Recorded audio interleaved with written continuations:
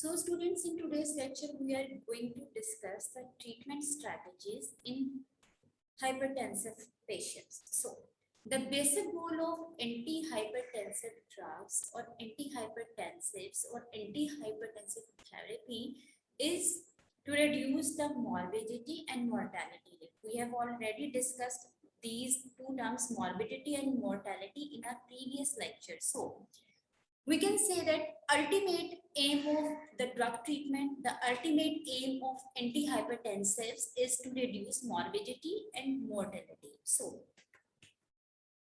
usually what happens, our aim is to reduce the blood pressure by using monotherapy, that is by giving the single drug.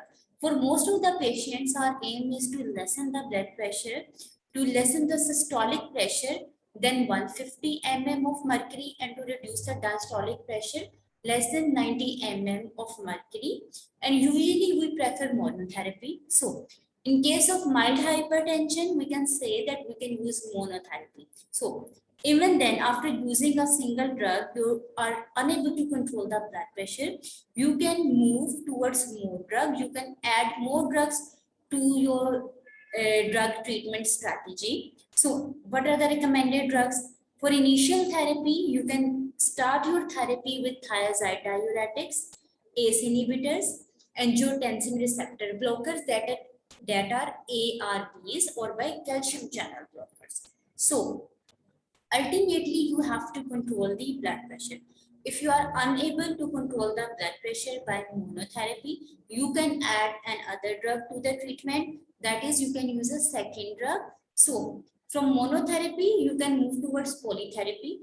So patients with diastolic blood pressure greater than 160 mm of mercury and diastolic blood pressure greater than 100 mm of mercury usually need two drug treatment. So in case of patients with systolic greater than 160 and diastolic greater than 100, you will move towards the drug combination. That is, you can move from monotherapy to polytherapy. That is, you can use even 2 or 3 drugs. So what happens, that hypertension can coexist with other diseases. Sometimes these hypertensive drugs can aggravate those diseases, or they can even provide benefits to the patient while treating hypertension. So this is the figure which is representing that what are the drug classes which you can use to treat the high blood pressure in patients who are also suffering from other diseases. For example, in case of high coronary disease risk, you can use diuretics, beta blockers, ACE inhibitors, and calcium channel blockers. While in diabetics, you can use diuretics, ACE inhibitors, ARB, that is angiotensin receptor blockers, and calcium channel blockers. In case of diabetic patients, we are not using beta blockers because of a reason, that is beta blockers has ability to increase the glucose level.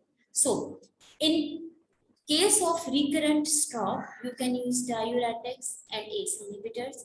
In case of heart failure, you can use diuretic, beta blockers, ACE inhibitors, ARB, and aldosterone receptor antagonist. So in case of myocardial infarction, you can use beta blockers, ACE inhibitors, and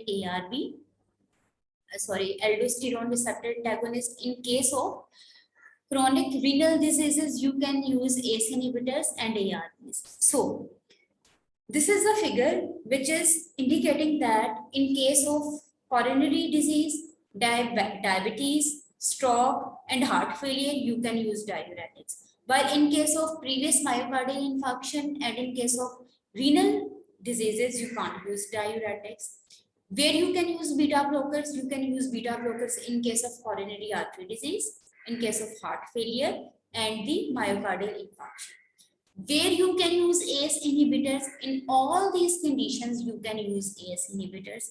Where you can use angiotensin receptor blockers, ARBs, you can use these ARBs in diabetics, in heart failure, or in chronic renal diseases. Now, where you can use calcium channel blockers, you can use calcium channel blockers in coronary disease risk and diabetes.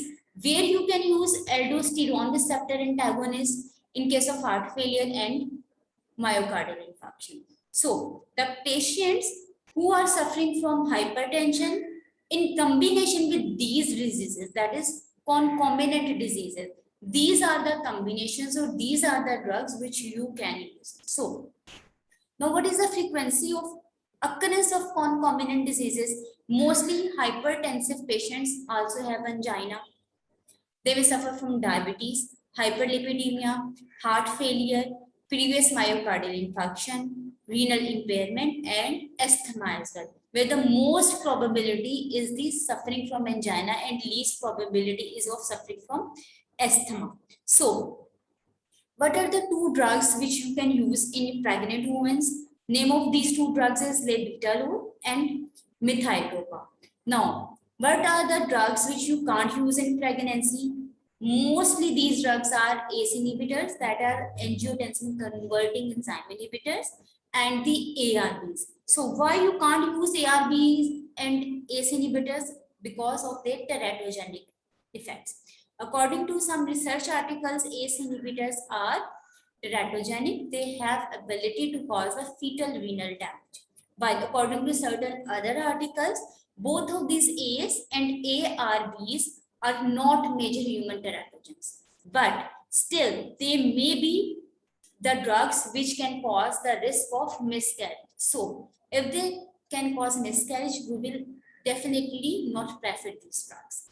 So, why beta blockers are contraindicated in diabetes, we have already discussed, because they increase the blood glucose level and they can antagonize the action of the oral hypoglycemic drugs, those drugs which are taken orally to lower down the level of the glucose. So, which antihypertensive is the best for diabetics? Definitely it is ACE inhibitors and ARBs. These are the drugs which are best for diabetic patients, those patients who are suffering from hypertension plus diabetes. So if you are unable to treat hypertension in those diabetic patients, additionally you can use the thiazide diuretics. So until now we have discussed that ACE inhibitors and ARBs are preferred drugs in diabetic patients suffering from hypertension. So if still you are unable to achieve the targeted blood pressure, you can add thiazide diuretics. So thiazide diuretic is the preferred second line therapy for those diabetic patients who are suffering from hypertension. So ACE inhibitors and angiotensin 2 receptor blockers are recommended to prevent the cardiac diseases and neuropathy in patients with type 2 diabetes. It means these are the drugs which are beneficial in diabetic patients as well. So sometimes what we do, we individualize our blood pressure goals. For example, we have a diabetic patient. Experts recommend to lessen his blood pressure from 140 by 80. So likewise, in case of coronary, kidney diseases or proteinuria, the goal is to lessen than 130 by 80. So in case of elderly patient, aged patient, lessen it from 150 by 90. So it means you can individualize your goal according to the patient, according to his condition, according to his age.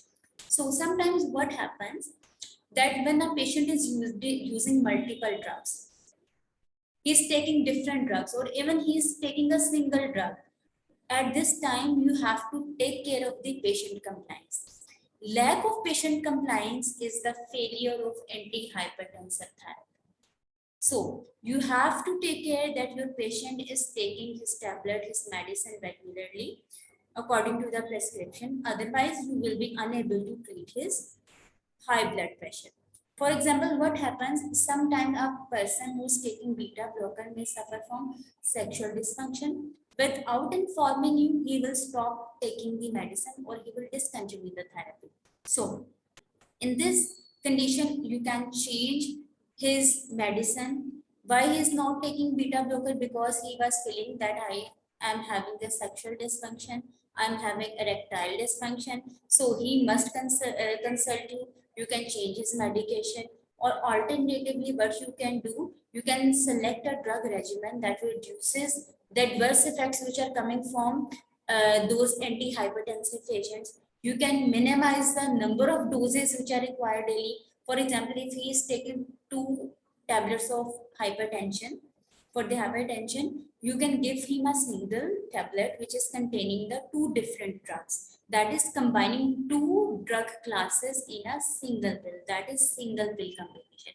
You can give him a single pill combination. So what are the examples of single pill combination? Here in Pakistan, we have a drug that is Afsar that contains 2 different antihypertensive drugs, Valsartan and Amlodipine.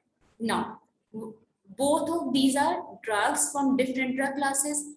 Additionally, in addition to Afsar, we have Afsar Plus that contains 3 different antihypertensive agents. That is Valsartan, Amlodipine, and hydrochlorothiazide. Now, what are the drug classes of these drugs? Valsartan, this is Valsartan, this is angiotensin receptor blocker. Now, what is amlodipine? Definitely, amlodipine is a calcium channel blocker, an antihypertensive drug from different class.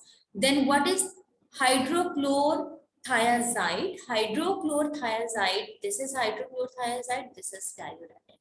So, what you can do, you can give different drugs, you can give different antihypertensive drugs of different classes in a single pill, and in this case you will precisely call it as a single pill combination. So definitely single pill combination is preferred by the patients and doctors as well. So this will definitely not give you the problems of patient compliance.